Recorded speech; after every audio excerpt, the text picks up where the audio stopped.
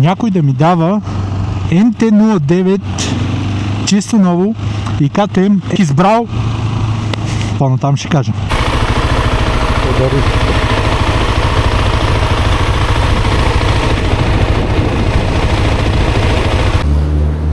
Ма той това ли прави Ингос и това? То нямам ключ. Защо смених FZ1 за SMC 690? Не ми омръзна, харесваше ми, но не чак толкова.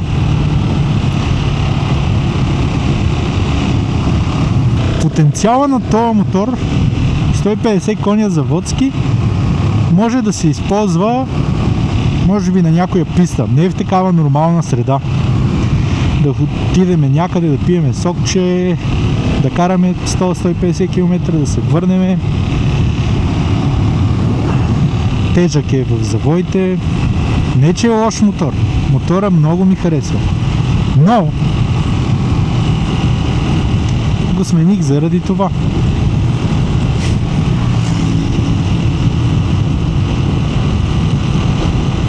Няма какво. Прогресът беше минималистичен. С много малко усилие, нали, се минаваше повече километри, по-лесно изпреварване, всичко беше по. Защо не МТ-09? Защо не МТ-09? Този.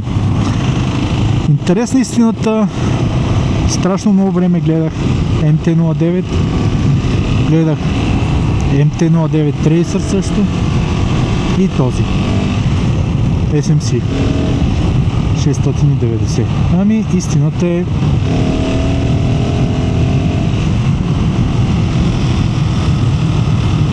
че исках да е много лек и същевременно да е малко коне. Сега всеки ще каже, що малко коне, всеки иска да е много. Искам да е малко коне, да ми е трудно да настигам другите. Примерно първото момче кара Africa Twin 1100 коня. 1100 коня, 1000 кубика, бе, 1100 коня. 55 коня. Да. Това ми смешно. 1000 куб. Никой нямаше да ми се вържи сигурно. Да. Ти трябва да прогресираш много, за да ги настигаш при изпреварване. Пак ще си изпреварваш, нали? Но ще е малко по-добър, по-лошо, по-бавно. Не знам. Та, заради това избрах него.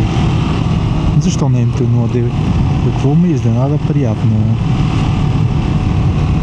Какво ме изненада приятно в SMC 690? Първите няколко карания нямах доверие към мотора. Беше ме страх, защото е по-меко окачване, нали? И когато, примерно, влезеш вътре в завой, леко се разклати предницата, усещам, нали, едно потъване, викам, хайде! Клъзнах се.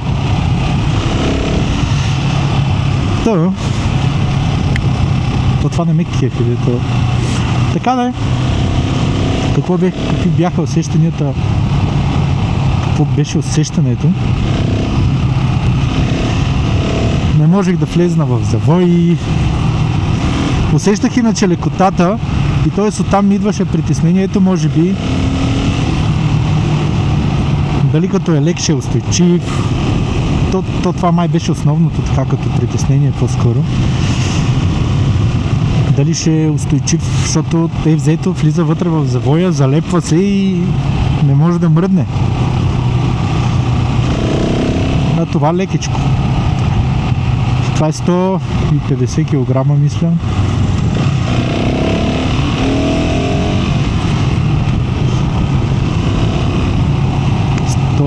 толкова мисля, че 140 кг сух. И бензин, това, антифриз 150, му слагаме грубо. И беше ми странно да не ме предаде по завоите. То нещата, които не ми харесват, са нещата, заради които го карам. Най-удобният мотор ли е на света? Не. MT-09 по-удобен ли е? Да. FZ1 по-удобен ли е? Да. За трейсера да не говорим, там е супер удобно, нали? Да. Това харесва ли ми? Че не е удобен? Да, защо го карам? Имам FZ1 в гаража. И пак съм с КТМ. А днес ще направим колко? Не знам, около 300 км. Неудобен. Тоест номер 1 неудобен. Номер 2 трепти. Как трепти ли се казва? Какво се казва? Не знам. Подскача. Вибрира. Вибрира. Да, вибрира. Вибрира. Харесва ли ми? Не знам. Май за това го карам. Усещаш го като жив.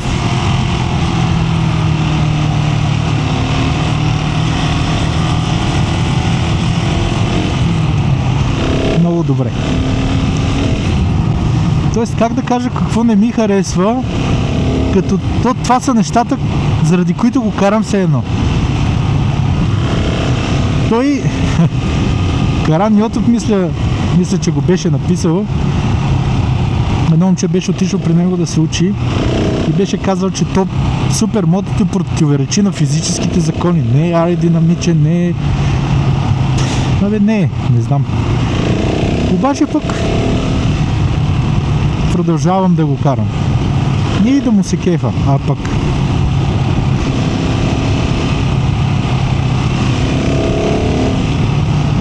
чакай си, забрах мисълта. Продължавам да го карам и му се кефя. И не искам да си взема по-удобен мотор. Що така? Не мога да си го обясня, не мога. Каран Йотов вика, противоречи на физическите закони на карането. Какво друго да кажа? За кого не е този мотор? Явно за двете момчета, с които караме сега заедно.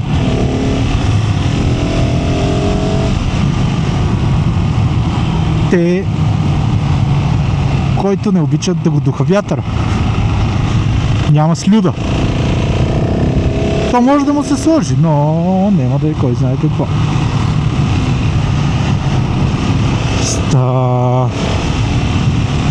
Който не обича да вибрира мотор.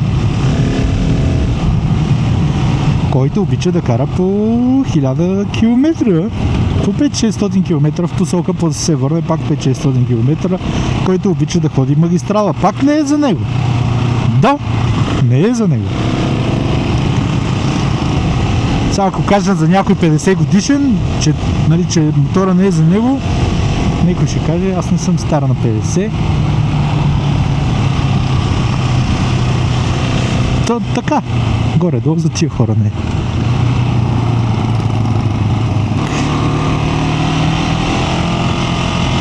Сега като знам тия всички неща, дали го бих купил?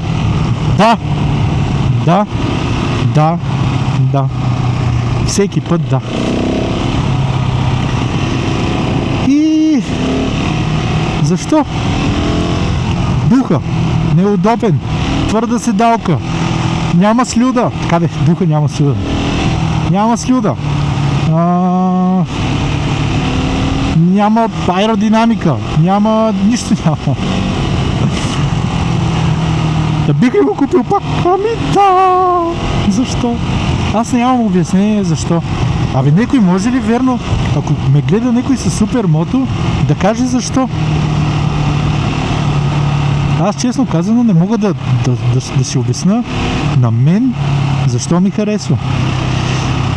Ако примерно бях с FZ1 само, без да имам друг мотор, нали? Сега може би да не съм тук да карам.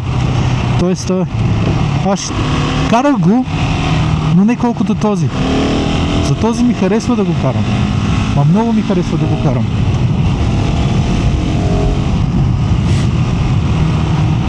И бих ли го купил пак? Да!